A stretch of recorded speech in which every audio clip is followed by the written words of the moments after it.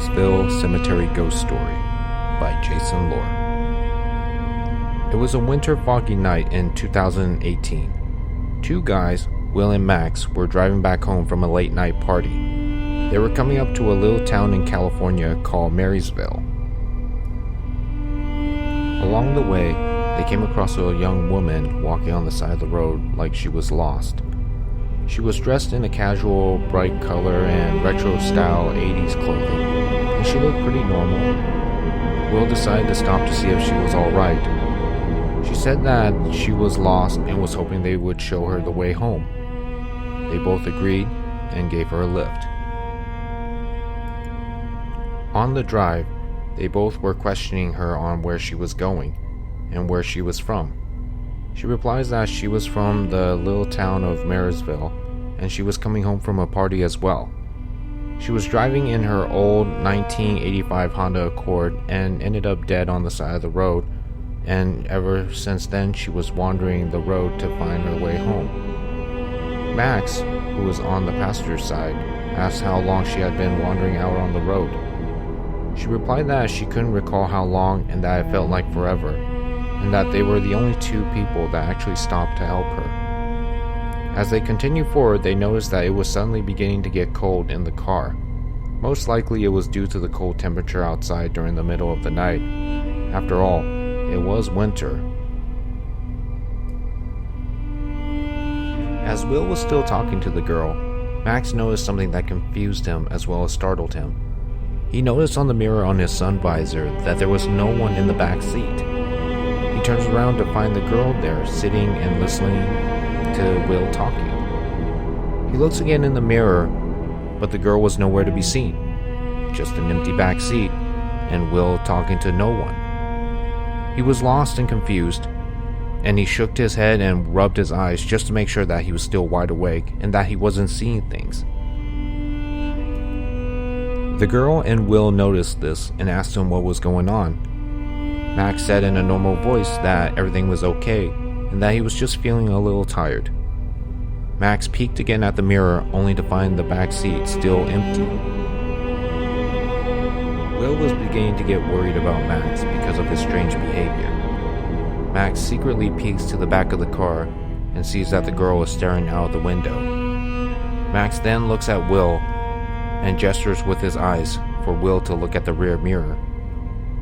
Will looks at the rear mirror, and sure enough, he too had the same reaction as Max did. There was no one in the back seat. Will turns around quickly to see the girl still there and looking outside of the window. But when he turns back to look at the mirror, there was no one there. Max and Will are now looking at each other more worried than they were before. Something was definitely not right. The girl asked them if everything was okay when she noticed that they were both looking a little concerned. They both replied nervously that everything was fine. Max emphasized that they just needed to use the restroom really bad. This was a signal to Will that they needed to pull over as soon as possible because something was absolutely not right. Will luckily got the message and immediately pulled over to a nearby burger joint. All three of them got out of the car and headed for the bathroom. Both Max and Will pretended to walk into the men's restroom. Once the girl had walked into the women's restroom, they quickly made a run for it back into their car and immediately drove off as fast as they could away from the place. Questions were racing through their minds of what just happened. The most concerning one of all was who was that girl, or what was she? They thought that perhaps it was just late and their minds were playing tricks on them, or that maybe they had a little too much to drink at the party. Max did, after all, had a few drinks at the party, but Will had no drinks at all since he had to be the driver, and he was also wide awake. So if Will was able to see what was going on with the girl, then sure enough, what they saw was definitely not their imagination. As a week passed by, they once again passed through the small town of Marysville to visit friends up north of California. Both Will and Max were reminded of that night as they passed by that road where they had picked up that girl. Now that it was sunny, they were able to see the road more clearly, and that it didn't look so haunting after all. But suddenly, there was something on the side of the road that had caught Max's attention, and he told Will to stop. Max quickly runs out of the car, and Will quickly follows behind. He goes out into the side of the road and finds an old 1985 Honda Accord completely wrecked from what looked to be a car crash.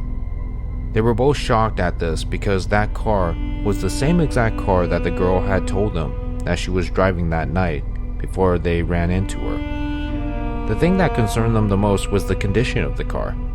It looked like it had been there for years, as the color and the metal were both rusting and deteriorating. But what shocked them the most was what they discovered next. Not too far away from the car wreck was an old cemetery. The cemetery was not only old, but very ancient looking, and also it looked like it was abandoned. Both Max and Will looked at each other and came to a conclusion of what could be going on. They turned back to look at the cemetery, and to their surprise, they find a girl looking down at a gravestone. They both looked closely and noticed that she was wearing bright colored 80s style retro clothing, and it was none other than the girl that they had picked up. A few seconds later, the girl slowly turned her head and looked straight at them. The two froze on their tracks and didn't know what to do. And then suddenly, she began to slowly walk towards them. Both Will and Max quickly ran towards their car, not looking back, jumped right in, started the engine, and took off. After what they have seen today, it all makes sense. The night that they had picked her up, she was actually coming back from a party, but definitely not from their time. The car that she drove, which was a 1985 Honda Accord, looked like it was destroyed a long time ago, judging by the condition of it. Her 80s style clothing could only mean that that's what she was last wearing when she was still alive, which would explain why that night when they were driving back to her hometown, she was nowhere to be seen in the mirror, which was mainly due to the fact that she was never alive amongst the living. After this day, Will and Max never took the same route home ever again, for the fear that they might run across her or possibly face the same fate as she did and wander this road along with her.